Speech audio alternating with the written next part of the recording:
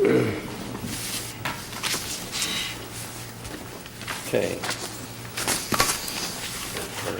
Actual indictment.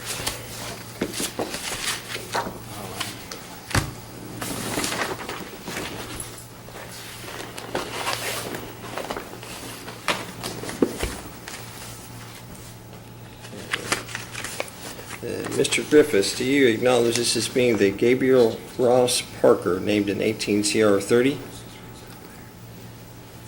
Pursuant to earlier objections, yes, Judge. Okay. Acknowledge receiving a copy of his charging instrument?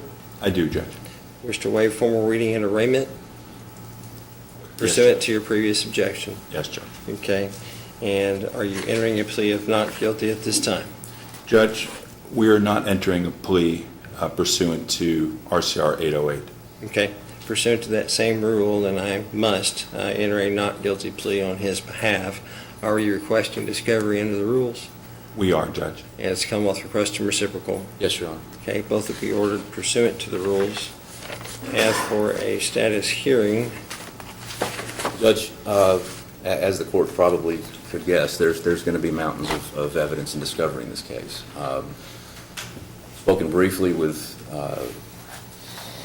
Mr. Griffiths on this matter. We would ask for 6 months. Hopefully it doesn't sound too far out, but I want to give us enough time that we don't come back to a status hearing and we're left saying, Judge, we're still not done. So I think I've met with my investigator. I think 6 months gives us enough time to at least get the discovery completed, and it most likely will be completed before then. But again, I don't want to have to worry about rescheduling because we're not done. So, I know that puts us out quite a ways, but I think 6 months is a fair enough time for us to at least get the discovery completed and to them. Now, I doubt that's going to be enough time for them to review it all.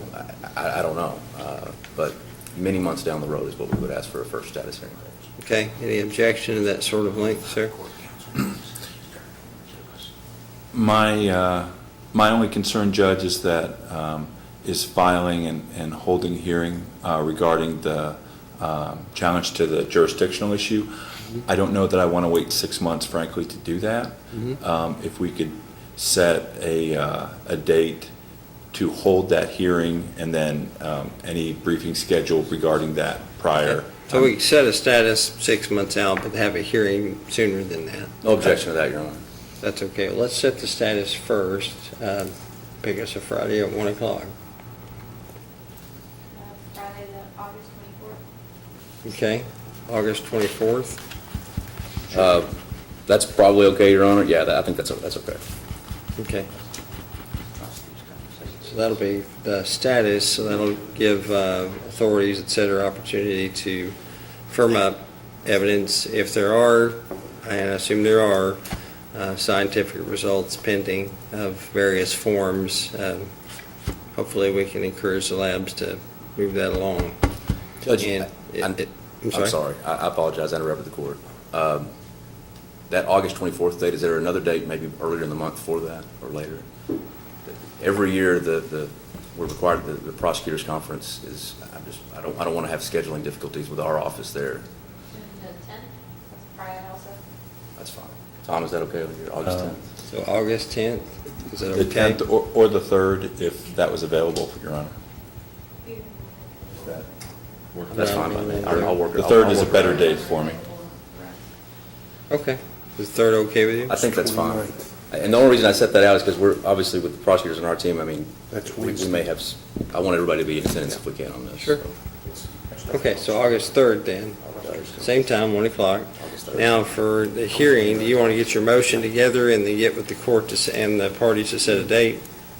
That would be fine, Judge. That'll give you time to do what you need to do, and then just notify the court of when you'd like to have that, and we can have that separate hearing. Other matters before I address those in attendance about the legal issues, how they've been modified at this point? Would Your Honor like us to sort of aim at Fridays? Should I be thinking of Friday for that hearing, Judge? A Friday would be A good. Friday? Yes. Okay.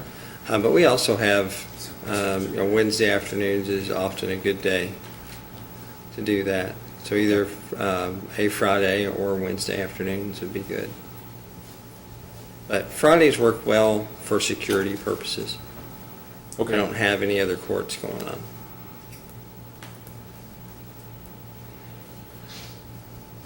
Okay. Anything else from either of the parties before I address the audience? Your Honor, how do you wish us to proceed regarding funding? I was going to meet with you after we'd excused everybody else Thank you, Judge. regarding ex parte requests. The other outstanding issue, Judge, and you may have been about to address this, so I can stop talking. But regarding the confidentiality that still remains, even though you've done the arraignment, were you about to address that? Well, I mean, there's certain portions that do, certain reports, et cetera, from the district file, whatever, are still confidential, but his identity, et cetera, at this point is not. He was successfully arraigned. The reason I bring it up, Judge, is I have been speaking with the Commonwealth about the remaining confidentiality under 610, 015, and things like that. I wasn't sure, we had suggested possibly going item by item or things like that. I wasn't sure if the court had a procedure it wanted us to follow or anything along I those mean, lines. if the parties can agree on what can and cannot be released, that's probably the best way to proceed with that. If there are any residual matters that you just can't agree on, you can set those for hearing and make a decision as to whether they remain confidential or not. So I'll trust the parties to work on that and just advise the court if intervention is needed. So until that time, Judge, then the clerk will keep the juvenile file confidential? Yes. Thank you, Judge. Yes.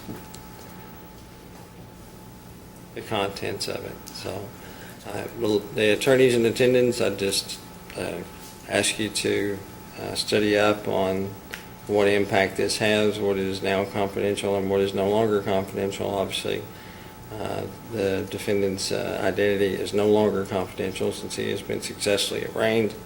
For court appearances hereforth, the public will be allowed to attend, as well as restricted number of members of the media, as they have that right.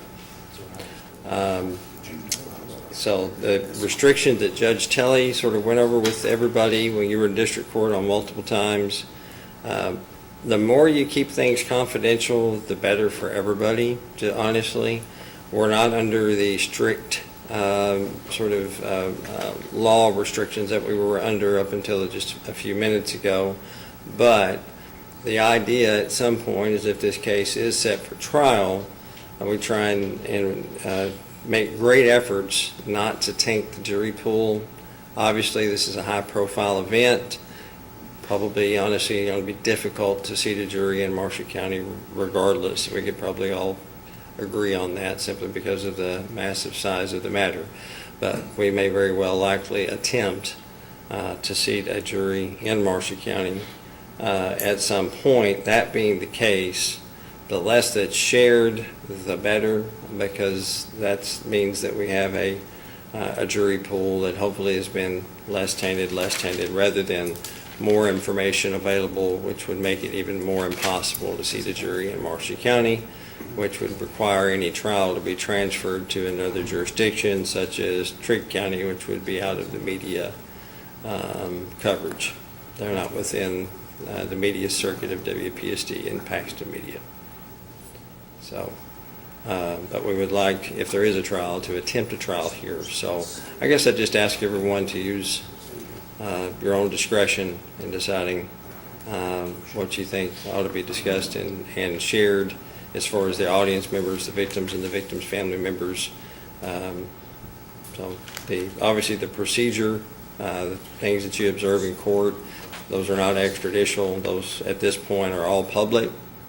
But again, the less it's talked about, probably the better for everybody involved, honestly, as far as specific facts and information. It just helps protect the entire process and make it hopefully so we can get through it faster rather than taking longer. So, does anyone have any questions that we can address? Anyone? Judge, this is really a procedural question. Since he has been arraigned, I don't think there's any mandatory review of bail. Is that correct? Yeah, and he's charged with a capital offense, so he's not necessarily entitled to a bond as an adult. Okay. So the criminal rules apply to him just like they do anybody else now. Absolutely. So, Mr. Griffiths, Judge, we are not moving the court to set a bond in this case. okay. Simple enough. Okay, anything else? I'd like to sign, Your Honor. Okay, we have our status hearing date, and Mr. Griffiths will await your motion, Yes, Judge. setting a date for the challenge to the transfer from district court. Thank you. Okay, thank you.